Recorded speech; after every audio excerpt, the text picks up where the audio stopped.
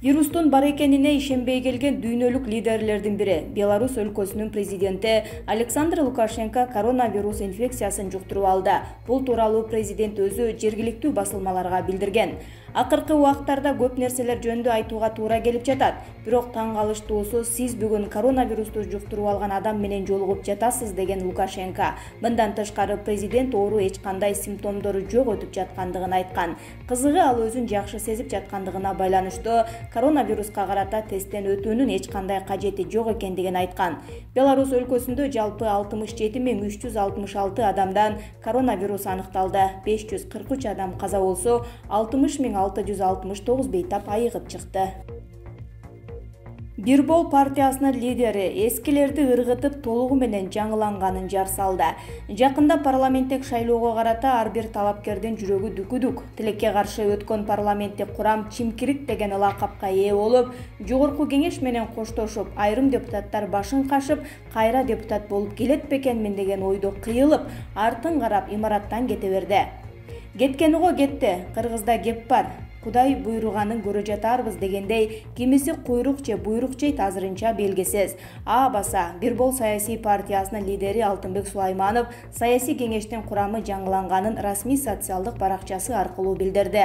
Коомчулуктун талабын аткаруу ар бир партия лидеринин милдети деп эсептейм. Коом бүгүн тазаланууну талап кылып турат.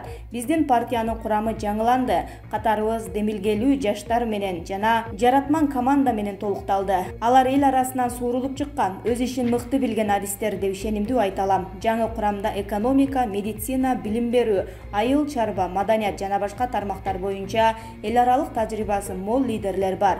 Мамлекетибиздин алдындагы жоопкерчиликтүү милдеттерди моюнга алуу менен прогрессивдүү идеяларды иш жүзүнө ашырууга даярбыз, деген Алтынбек Сулайманов. Мекендештерибиздин талабына ылайык өлкөбүздүн өнүгүшү үчүн таза көз караштагы күчтүү команда керек. Сөздөн ишке өтө турган учур келди, деп сөзүн жыйынтыктады Алтынбек Сулайманов. Төмөнкү сүрөттөн Алтынбек Сулаймановдун жаңы желдеттери менен таанышып алсаңыздар болот.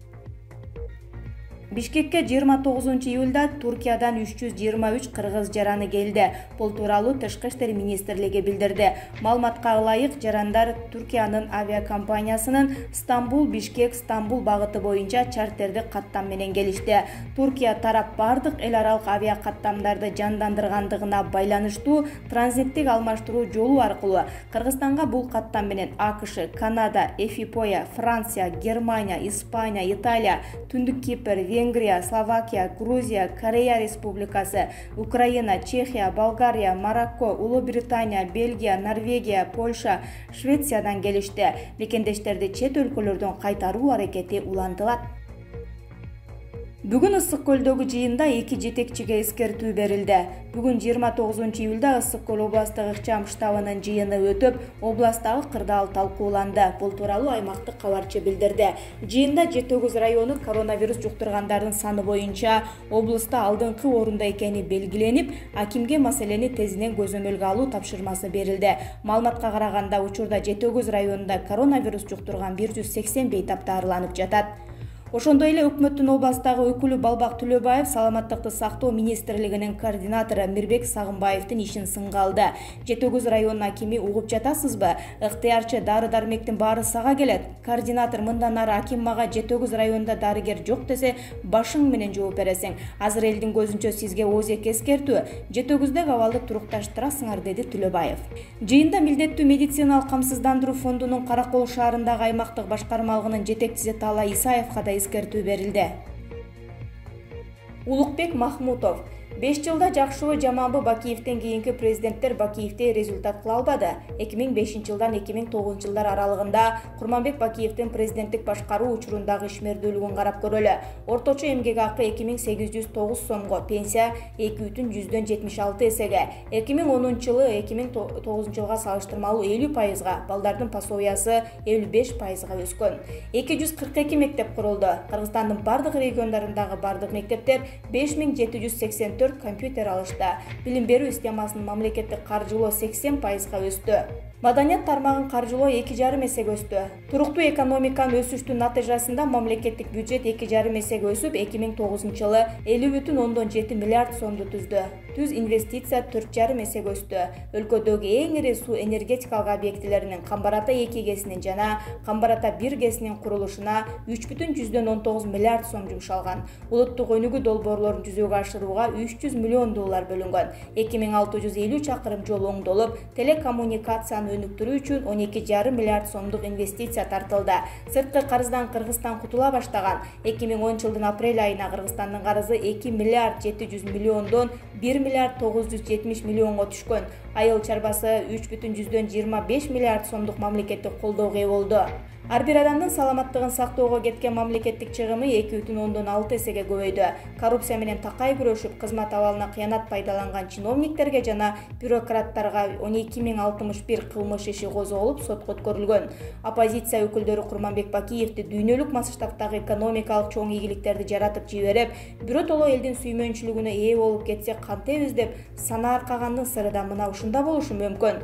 Бакиевди канчалык жек көрбөйлү, калыстык үчүн бул чындыкты айтып коюу коомчулук алдындагы милдетибиз деп түшүнөбүз. Бул расмий маалыматтар. Аны убактылуу өкмөт мүчөсү Өмүрбек Текебаев да эмоция калтырып жибергенде эки чыкыйын тырыштырып алып, Акаев Кыргызстанды сызга отургузуп кетти эле. Чындыкты айтып коюш керек, Бакиев өндүрүштү 16,7%га көтөргөн болчу. Ал эми бүгүнкү күн өндүрүш 2010-жылга караганда 4-5 эсеге төмөн түшүп кетти деп 2011-жылы КТРдин адатынча бир жарылып кеткенин белгилеп кетсек ашык болбостур. Россия берген 300 миллион долларды Бакиевдер эмес, убактылуулар жоготкон. Журналист Ырысбек Өмүрзаковдун 7-апрель жана Кандуу түштүк куугалаңы 2010 аттуу китебинен алынган. Муну Улукбек Махмутов Facebook баракчасына жайгаштырган.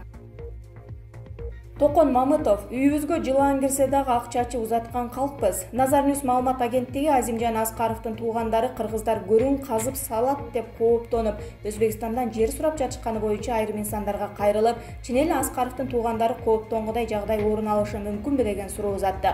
Токон Мамытов, Кыргыз Республикасынын акыйкатчысы: Бизде мындай жорук тарыхыбызда болгон эмес. Кыргыздын каада салты буга жол бербейт. Бизде үйүбүзгө жылаан кирсе дагы ак чачы узаткан калкпыз. Эске сала кетсек, Аскаровдун бир тууган эжеси Азаттыкка: биз адегенде Өзбекстандын тышкы иштер министрлигине кайрылып, абалыбызды айттык. Алар түшүнүү менен кабыл алышты. Кыргызстандын тышкы иштер министрлигине кайрылдык. Уулубуз Кыргызстандын Ташкенттеги элчилигине атамдын сөөгүн алып кеткенге уруксат бергиле деп өтүнүч кат жазды. Эмне себептен билбейм, иш бир аз кетенчиктеп чечилбей жатат. Азыр тышкы иштер министрлигинин жообун күтүп отурабыз деп маек берген. Айрым жергиликтүү ЖМКларда Азимжан Аскаровдун сөөгүн жерге берүү тууралуу ар кандай талкуу болууда. Аслан Сартбаев: Балбакты Ысык көлгө губернатор кылышкан соң Мавляндыда татыктуу кызмат ордуна көтөрүш керек. Белгилүү журналист, драматург Мелис Эшимкановдун шакирти Аслан Сартбаев Балбак Төлөбаевдин жаңы кызматка дайындалганы тууралуу пикирин билдирди. Пандемия учурунда Балбак Төлөбаев кандай кызмат кылса, Мавлян Аскарбеков андан кем эмес эмгек өтөдү. Күнү түн иштеп жүргөнүнө эл күбө. Балбакты Ысык көлгө губернатор кылышкан соң Мавляндыда татыктуу кызмат ордуна көтөрүш керек. А болбосо калыстык кайда? Мавлян Аскарбековдун өзгөчөлүгү таза жана иш билги деп билдирүү калтырды. Белгилей кетсек, Балбак Төлөбаев 27-июлда өкмөттүн Ысык көл областындагы ыйгарым укуктуу өкүлү болуп дайындалган. Бул кызматка келгенге чейин ал Бишкек шаардык мэриясынын аппаратын жетектеген. Сауд Арабиясына ажылык сапарга миңдей гана адам барды. Бул чектөө коронавирус пандемиясына байланыштуу 2-августта аяктай турган сапар бир жумага пландаштырылган. Ошондой эле бир катар чектөөлөр болуп, адамдардын ортосундагы аралык, жеке гигиеналык эрежелердин сакталышы көзөмөлгө алынат. Ажыларга каба ташына жакындоого да уруксат берилбейт. Сапарга баруучулар алдын ала катуу карантинде болушкан. Былтыр Сауд Арабияга ажылык сапар үчүн 2,5 миллион адам барган болчу.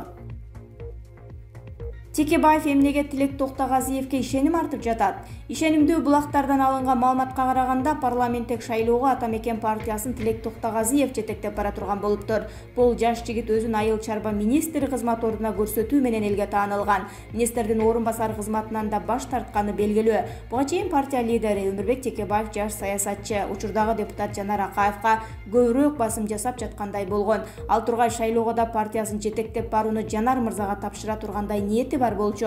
Акаев спикер же өкмөт башчы болушу мүмкүн деп да жиберген. Бирок акыркы күндөрдө аны Жанар мырзага болгон ишеними бир топ сууй түшкөн сыяктуу. Кыязы Атамбаевди саткан мени да сатат деп жатса керек. Анын үстүнө билиминин тереңдигине да көп ишене албай жатканын айтышууда. Жакшы сүйлөй алат, бирок жакшы иштей алчу да эмес деп күңгүрөнүп жатканын уккандар бар экен. Ага салыштырмалуу Тилек Токтогазиев билимдүү жана өтө көп сөздүү да эмес. Ошондон улам кыйды карт саясатчы партиясын шайлоого жетектеп барууну, ушул жаш жигитке тапшырууну пландаптыр. Жакынкы күндөрү муну ачык айтып чыгаары күтүлүп жатат, дешет билгендер.